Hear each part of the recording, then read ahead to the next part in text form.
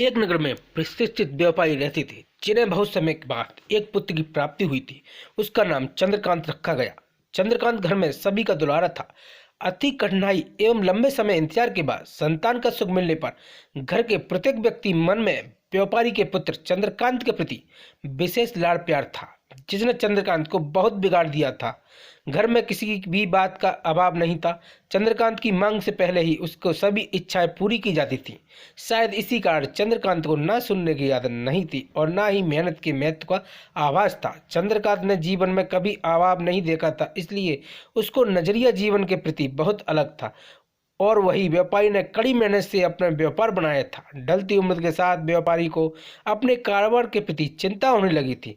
व्यापारी चंद्रकांत के व्यवहार के प्रत्यक्ष था कि उसके पुत्र को मेहनत के फल का महत्व नहीं पता।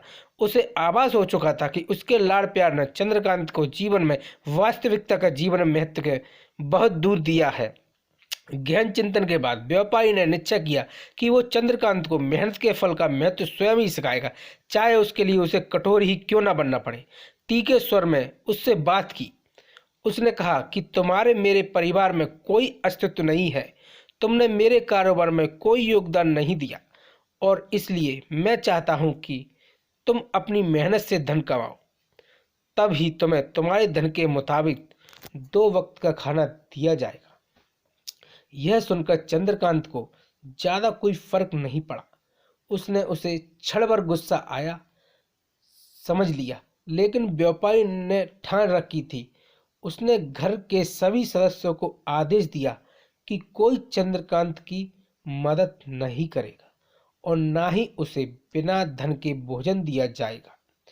चंद्रकांत से सभी बहुत प्यार करते थे, जिसका उसने बहुत फायदा उठाया। वो रोज किसी न किसी के पास जाकर धन मांग लाता और अपने पिता को दे देता और व्यापारी उसे उन पैसों को कुएं में फेंकने को बोलता, जिसे चंद्रकांत बिना किसी अड़चन के फेंक आता और उसे रोज भोजन मिल जाता। ऐसा कई दिनों तक चलता रहा, लेकिन अब घर के लोगों को रोज रोज धन देना भारी पड़ने लगा। सभी उससे अपनी कन्नी काटने लगे, जिस कारण चंद्रकांत को मिलने वाला धन कम होने लगा और उस धन के हिसाब से उसका भोजन भी कम होने लगा। एक दिन चंद्रकांत को किसी ने धन नहीं दिया और उसे अपनी भूख को शांत करने के लिए गांव में जाकर कार्य करना पड़ा।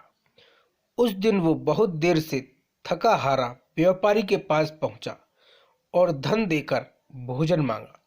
रोज के अनुसार व्यापारी ने उसे वो धन कुएं में फेंकने का आदेश दिया, जिसे इस बार चंद्रकांत सहजता से स्वीकार नहीं कर पाया और उसने पलटकर जवाब दिया, पिताजी, मैं इतनी मेहनत करके पसीना बहाकर इस धन को लाया और आपने मुझे एक क्षण में इसे कुएं में फेंकने को कह दिया।